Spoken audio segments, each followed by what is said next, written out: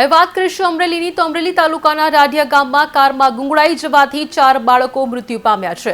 રમતા રમતા બાળકો કારમાં બેસી ગયા હતા, બાદમાં કાર લોક થઈ ગઈ હતી, જેથી કારના દરવાજા ન ખુલતા ગુંગળાઈ જવાને કારણે તમામ બાળકોના કરુણ મોત થયા છે।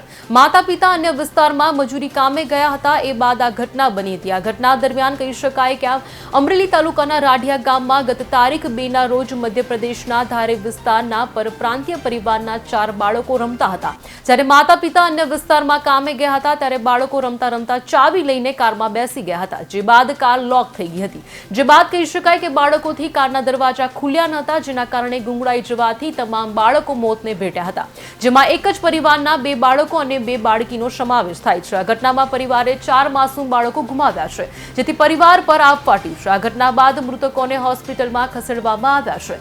બીજી તરફ અમરેલી તાલુકા પોલીસ સ્ટેશનમાં અકસ્માતે ગુનો નોંધી પોલીસે વધુ તપાસને હાથ ધરી છે।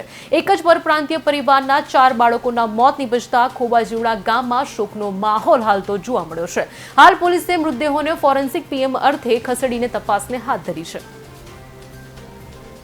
રાંઢિયા ગામે ભરતભાઈ ભવાનભાઈ માંડાણીના ખેતરમાં ખેત મજૂરી કરતા સોબિયાભાઈ રત્નયાભાઈ મછાર કે જે મૂળ એમપીના ધાર જિલ્લાના વતની છે, તે અને તેમના પત્ની તેમના 7 બાળકો સાથે વાડીમાં ખેત મજૂરી કરતા હતા।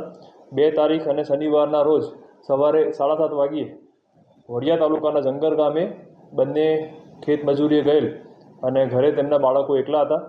ખેતરમાં વાડી માલિકની જે i20 કાર હતી, ત્યાં આગળ 4 બાળકો એમના ચાવીથી ખોલી અંદર રમવા માટે ગયા હોઈ શકે અને ત્યારબાદ ગાડી લોક થઈ ગઈ હતી। સાંજે 7 વાગે તેમના માતા પિતા અને વાડી માલિક પરત આવતા જોતા 4 બાળકો સુનિતા અને સાવત્રી 2 દીકરી કે જે 7 વર્ષ અને 4 વર્ષની છે, તથા 2 કાર્તિક અને વિષ્ણુ 2 તેમના બાબા જેમની ઉંમર 3 વર્ષ અને 2 વર્ષની છે, 4 બાળકો અંદર ગુંગળામણથી કે કોઈ કારણસર મૃત્યુ પામેલ હોય। હાલમાં તાલુકા પોલીસ સ્ટેશનમાં અકસ્માત ગુનો દાખલ કરવામાં આવેલ છે। આગળ તપાસ કાર્યવાહી ચાલુ છે।